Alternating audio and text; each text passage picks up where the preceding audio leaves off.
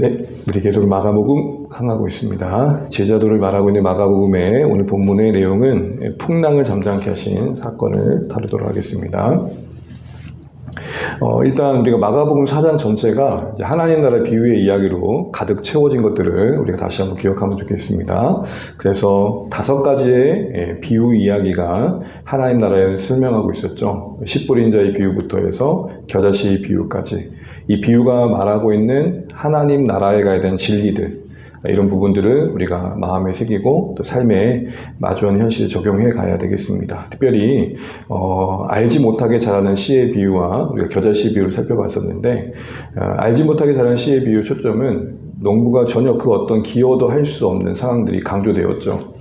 우리의 노력이 불필요하다는 게 아니라 우리의 노력을 뛰어넘을 역사하시는 하나님의 주권에 대한 강조였습니다. 사실 현실 속에 살아가다 보면 참 이거를 절실하게 붙들지 않으면 흔들릴 때가 참 많은 것 같습니다. 왜냐하면 우리 눈에 잘하는 게 보이면 기다리기라도 하죠. 그렇죠?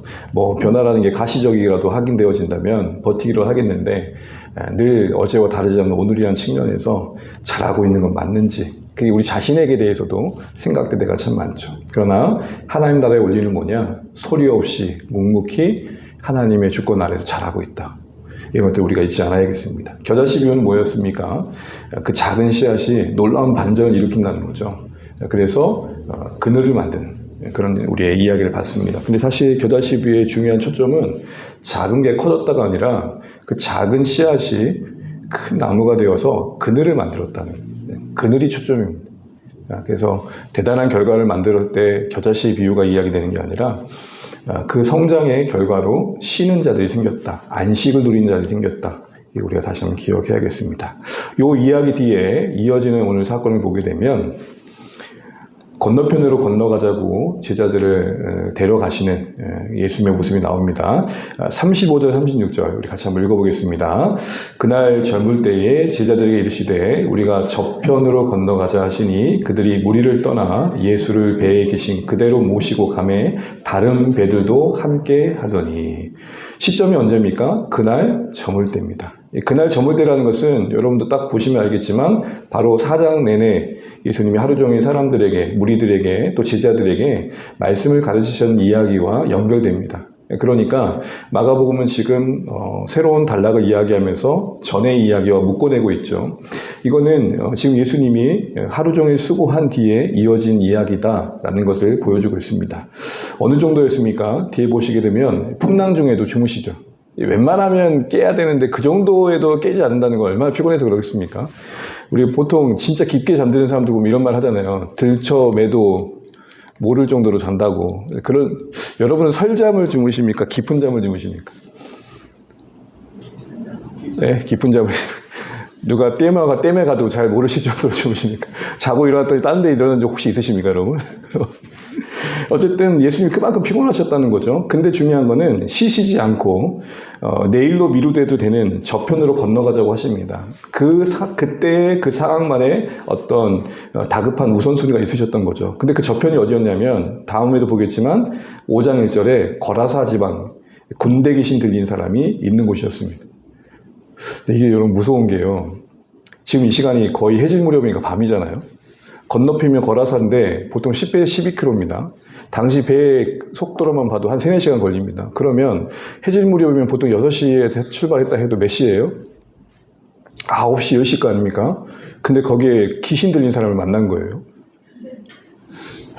대낮에 만난 게 아니라 밤에 만난 거예요. 얼마나 무서웠겠어요, 여러분.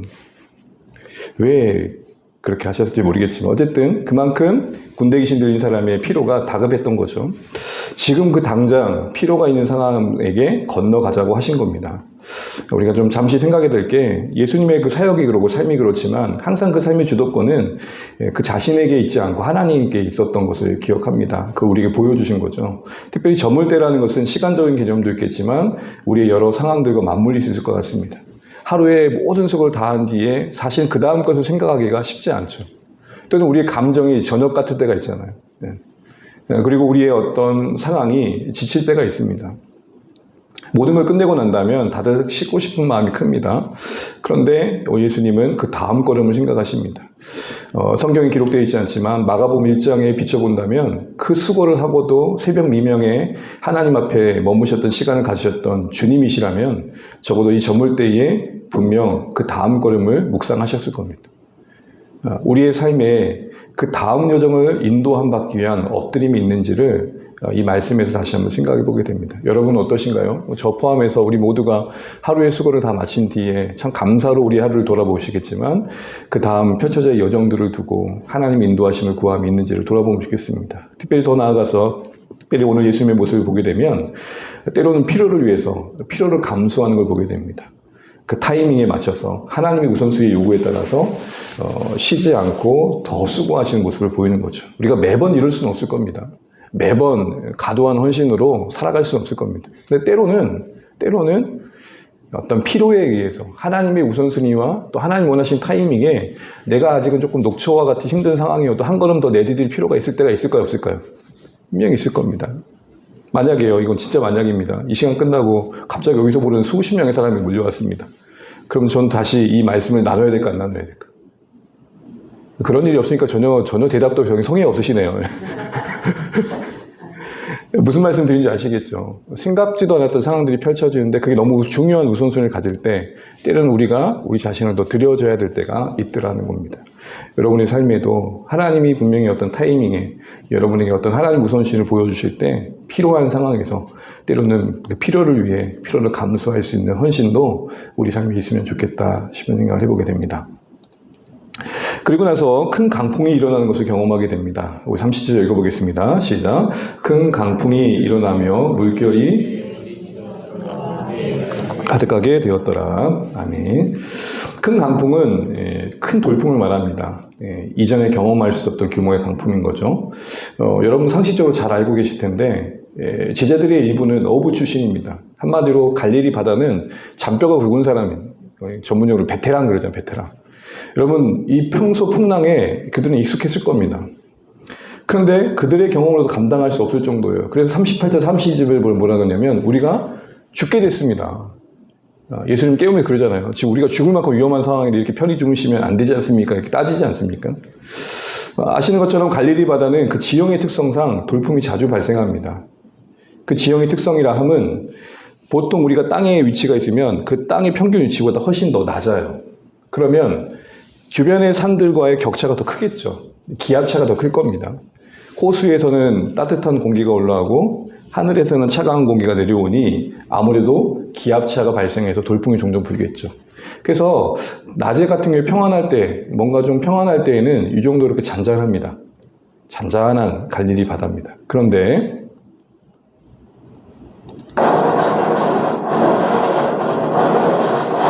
바람 소리 들리신가요? 네. 어떡하죠? 네, 잠시만요. 네, 이 정도로 일렁인다고 합니다. 제가 찍은 건 아닙니다. 저는 갈릴리의 근처도 안 가봤습니다. 그러니까 평온했던 바다와 같은 그 물결이 이제 바람만 조금 불어도 이렇게 일렁이니까 그들에게는 이 풍랑이라는 것은 그렇게 대수로운 게 아니었던 거죠. 근데 갑자기 큰 풍랑, 원문을 따지면 통제할 수 없는 불안이 분 겁니다.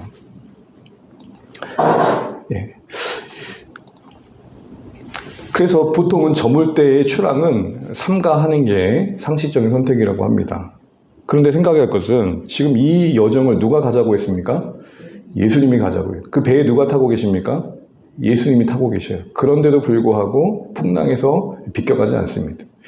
보통 이런 상황에 놓이면 우리가 생각하는 게 있잖아요. 신앙생활에서 유익이 뭔가라는 고민을 하게 됩니다. 믿는 나나 안 믿는 너나 당하는 일이 똑같다면 그게 무슨 의미가 있겠는가 생각 우리 할 수 있잖아요. 특별히 더 믿는 분들은 말씀 때문이라도 더 희생을 해야 되고 예수 믿는다는 것 때문에 더 값을 지불해야 될 때가 분명히 있지 않습니까? 그럼 어떤 고민을 합니까? 예수 믿음의 유익이 뭐냐 생각하게 됩니다.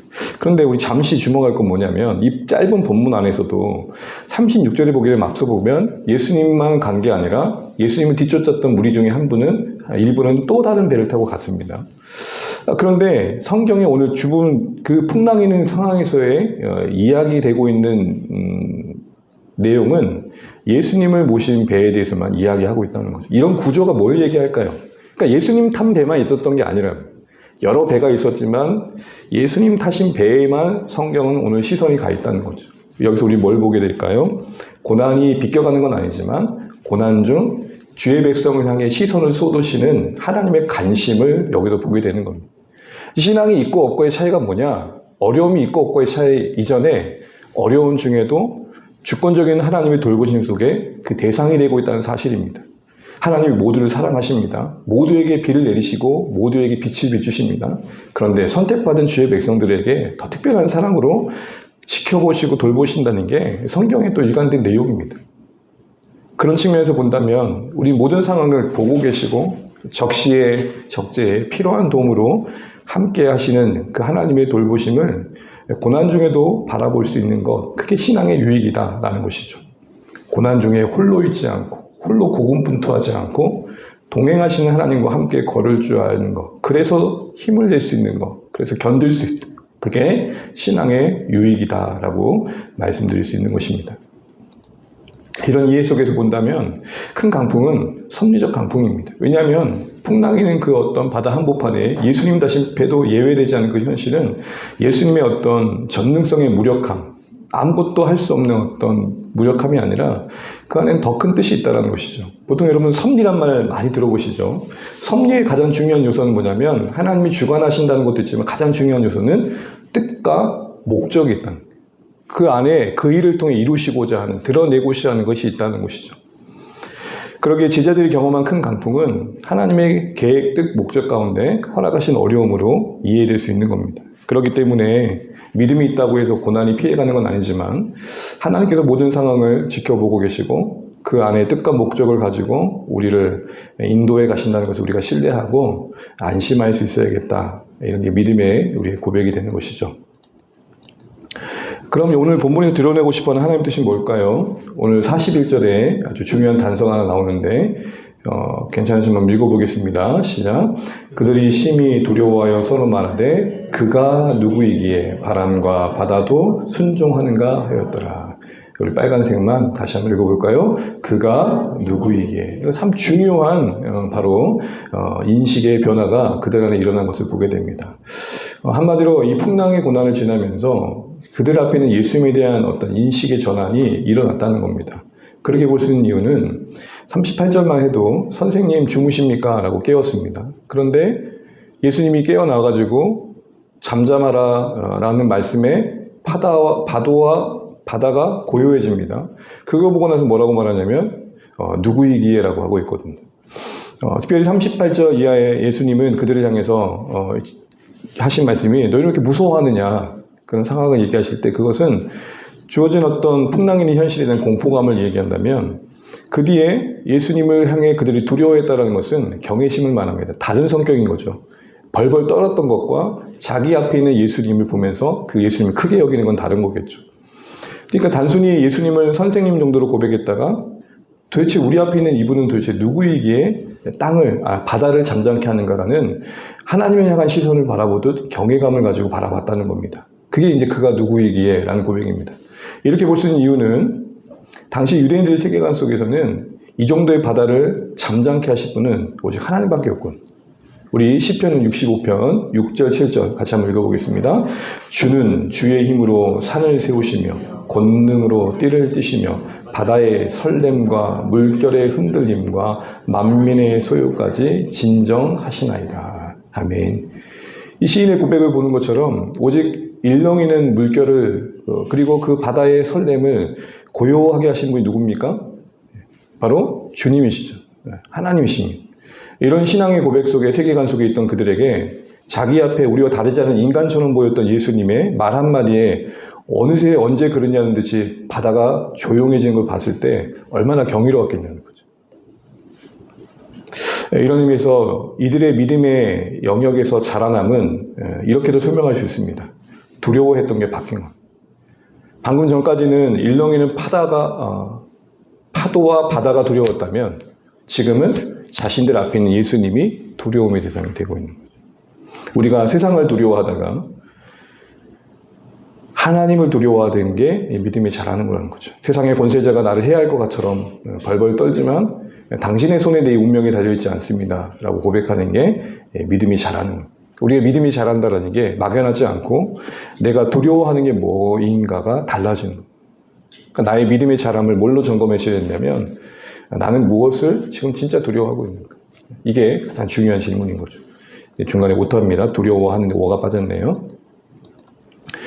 38절 보시게 되면 이 주무시는 예수님을 깨운 제자들의 잠든 믿음을 깨우시는 예수님의 모습을 보게 됩니다. 38절 같이 한번 읽어보겠습니다.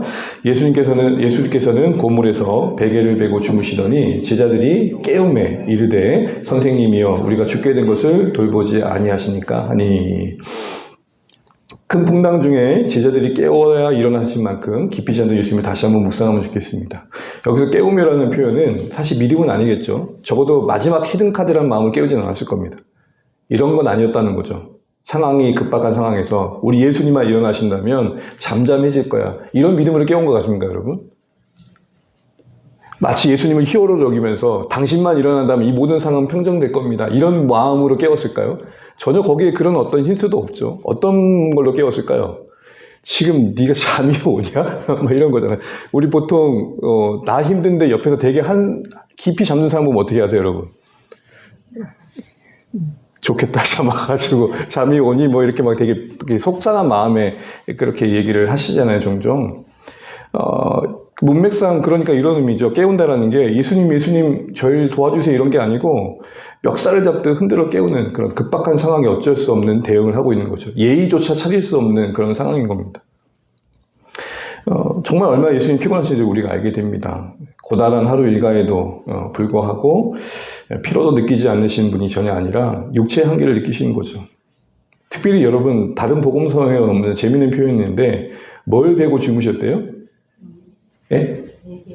이 난리통에 베개 베고 주무셨다는 것까지 굳이 표현할 필요가 있을까요? 한번 생각해 보세요, 여러분.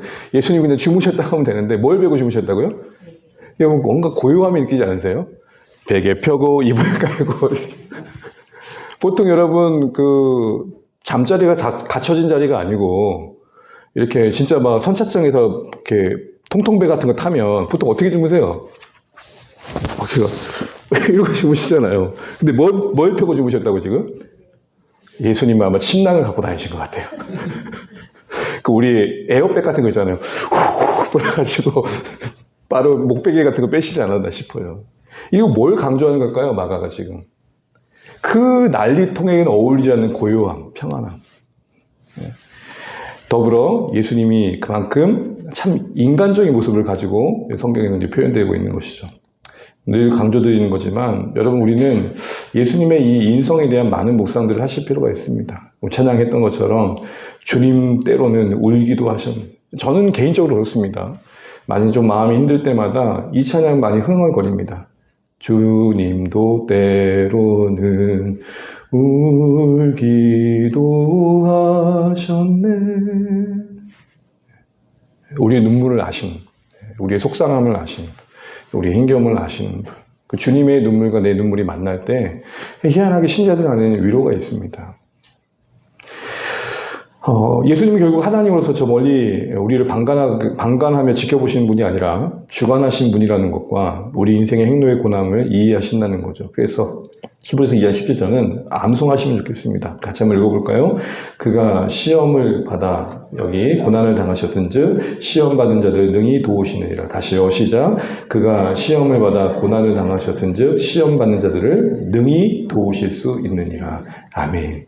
우리의 형편을 아신다는 거죠. 예수님이 시험을 친히 받아봤기 때문에 우리의 주어진 상황에서의 그 마음을 잘 아신다는 겁니다. 그래서 우리의 힘겨움과 또 우리의 감정적인 힘듦이 있을 때 진정한 위로가 되어주시는 주님을 많이 찾으시고 묵상하시고 만나시면 좋겠습니다. 39절을 보시게 되면 이제 예수께서 고요하라 잠잠하라 하십니다. 침묵하신 듯 했지만 결정적인 순간에 이 상황에 개입하셔서 모든 상황을 종결시킵니다. 앞서 말씀드린 것처럼 바람과 바다가 예수의 권세 앞에 순종했습니다. 하나님이신 예수님의 권세 아래 이 피조 세계가 있음을 보여주는 겁니다. 40절 보시게 되면 그런 다음에 예수님은 제자들을 향해 이렇게 말씀하십니다. 너희가 어찌하여 믿음이 없느냐. 원문의 뉘앙스를 조금 살피자면 부사를 이렇게 바꾸면 됩니다. 아직도 믿음이 없느냐. 너희가 어찌 믿음이 없느냐와 아직도 믿음이 없느냐 조금 다르죠. 아직도란 말은 무슨 말이에요? 그렇게 보여줬는데, 그렇게 들려줬는데, 그렇게 알려줬는데. 쉬운 예를 들자면 선생님들이 보통 학교에서 시험 문제를 낼 때 시험 기간에 이거 나온다라고 말해주는 선생님이 종종 계시잖아요. 근데 분명히 나온다라고, 이 10개 중에 분명히 5개는 나온다고 했는데 그 10개 중에 5개도 못 쓰는 학생을 볼 때 선생님이 뭐라고 말할까요? 여러분은 그런 말씀 한 번도 안 들어보셨군요. 뭐라고 얘기하죠? 그렇게 알려준데도 공부 좀 해라 뭐 이런 얘기 하잖아요. 그러니까 아직도 믿음이 없냐는 말씀 무슨 말일까요? 앞에 예수님께서 말씀으로 하나님 나라를 알려주시고 또 그 앞에 보게 되면 여러 기적들을 보여주셨습니다. 그 모든 게 하나님 나라의 표징 아닙니까? 그렇게 보고 들었던 불구하고 실제 현실 앞에서는 작동하지 않는 그 믿음의 현실을 안타까워하고 있는 거예요. 제자들은 바다와 바람이 예수님 말씀에 순종하는 거 놀랐잖아요. 근데 이렇게 보면 진짜 더 놀란 일은 뭐냐면 바람과 바다도 순종하는 그분께 순종하자는 제자들 혹 우리의 모습은 아닐까라는 생각들을 묵상해 보게 됩니다. 말씀이 살아가는 그 삶의 현실, 어떤 관계와 상황 속에서 그때그때 작동할 수 있다면 얼마나 좋을까요? 일렁이는 내 감정을 가라앉히고 염려와 근심에 흔들리는 내 마음을 잔잔케 하고 그렇게 할 수만 있다면 얼마나 좋을까요? 말씀으로 여전히 우리에게 찾아오시는 예수님의 권세가 그 말씀 앞에서, 그 권세 앞에서 내 마음이, 내 감정이, 내 행동이 반응을 할 수 있다면 얼마나 좋을까요? 그런 의미에서 우리는 성경의 지식을 가지고 인용하지만 그게 수용이 아닌 이용이 될 때가 있다는 것을 생각해 보게 됩니다. 인용은 안다는 거예요. 수용은 그걸 전적으로 나의 것을 받아들인다는 거예요. 이용은 필요한 것만 써먹는 거예요. 그런 의미에서 우리는 더 많이 말씀 안으로 들어가야 되고 말씀이 우리 속으로 들어오도록 애써야 되지 않을까 싶습니다. 우리의 삶 가운데 하나님의 그 말씀이 권세에 있어서 우리 안에 이런 여러 경랑들이, 풍랑들이 잠잠해지고 고요해지는 은혜가 있기를 간절히 축복합니다. 네, 앉으시죠. 이 시간 오늘 들었던 말씀들 기도 제목으로 정리하면서 같이 고백하시고 우리 주일에 불렀던 이 믿음과 삶이라는 찬양 같이 하시면서 남은 시간 기도하면 좋겠습니다. 우리 정리하는 마음으로, 고백하는 마음으로, 붙드는 마음으로 같이 한번 기도하겠습니다. 삶의 주도권을 주님께 맡기고 엎드리는 삶을 살게 하소서. 함께 읽겠습니다. 일과가 끝난 저물 때나 지친 순간에도 다음 걸음을 인도받기 위해 주님 앞에 엎드리며 때로는 나의 필요보다 주님의 필요와 타이밍에 우선순위를 두는 삶이 되게 하소서. 인생의 섬적 강풍 속에서도 동행하신 주님을 신뢰하게 하소서. 같이 고백합니다. 믿음이 있다고 해서 고난이 피해가는 것은 아니지만 하나님께서 모든 상황을 보고 계시며 뜻과 목적을 가지고 우리를 다스리고 계심을 믿고 안심하게 하소서. 고난을 통해 예수님을 더 깊이 알아가는 인식의 전환이 일어나게 하소서. 같이 합니다. 풍랑과 같은 시련을 지날 때 세상에 대한 공포에 함몰되지 않게 하시고 만물을 복종시키시는 주님에 대한 거룩한 경외심을 갖게 하소서. 하나님의 말씀이 삶의 현실 속에 실제로 작동하게 하소서. 같이 읽습니다.